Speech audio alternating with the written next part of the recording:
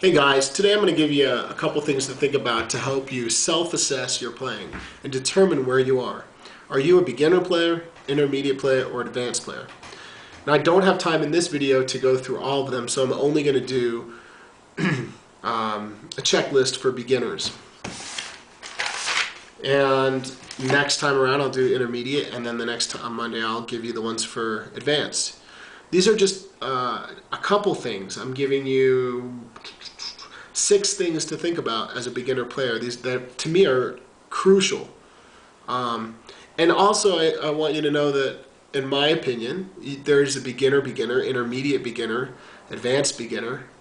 So ask yourself, can you do one of these things, 2 or 3, all of them? If you can do all of them, you're advanced and then ready to figure out if you're an intermediate player. So let's go to it. Before I do that, a little housekeeping. If you're new to the channel, I have a website, got-harmonica.com.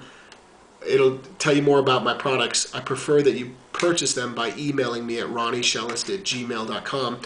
I have things such as blues licks CDs. If you've purchased these and want to give your feedback right here on this video as to whether you enjoyed the product or thought it was worthwhile, please do that. Beginner blues licks, volume 1, intermediate blues licks, volume 2. They come with jam tracks at the end so you can play and practice. Building solos and improvising, I can burn it on a CD or there's a download for that. I've had a lot of good responses and feedback to that. Here's one that I've never offered. Playing fast. I made a lesson for somebody once on all these exercises they could do to become a faster player, to speed up their playing. It's in 3 sections. So if you buy this as a download, I guess I could offer it the same price, about $12 a download, and I'll give you 3 links. They're about 10 to 15 minutes each one with a bunch of exercises. I think it's a steal for the money. So that's it for now. Let's get to the checklist. Can you play, this is your beginner checklist, can you play a clean single note on both the draw and blow holes?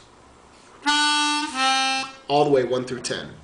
If you can, then that's a good thing. If you can't, you really need to get that down to consider yourself anything past a beginner. So remember, you're making this exaggerated embouchure, the pucker with the pinhole, and you're pushing the harmonica into that pucker. If you don't push it in, you can't get a single note. You have to surround your lips around the top and bottom of the harmonica. Make sure you're playing the harmonica in your left hand. If you're not, that's not good. Unless you play upside down. So you hold it in your left hand with the number 1 to the left, so that when you do hand techniques, you get a good distinct sound. Can you play a rhythm pattern on the harmonica for 1 minute, at least a minute, without getting out of breath? That means you're using your diaphragm correctly and properly, if you can do that. Like,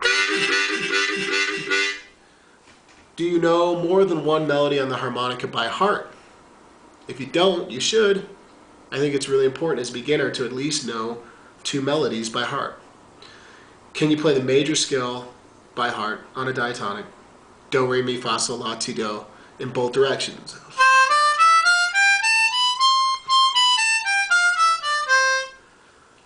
Can you produce a hand wah that is distinct to other listeners?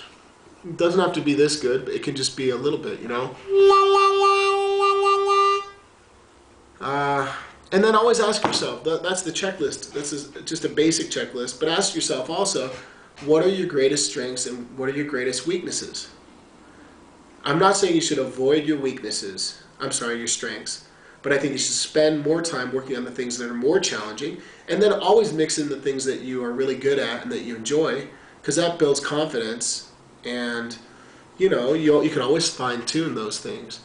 That's your beginner checklist. Next Monday I'll give you something that you can think about for your intermediate playing, and again, things I think that are crucial.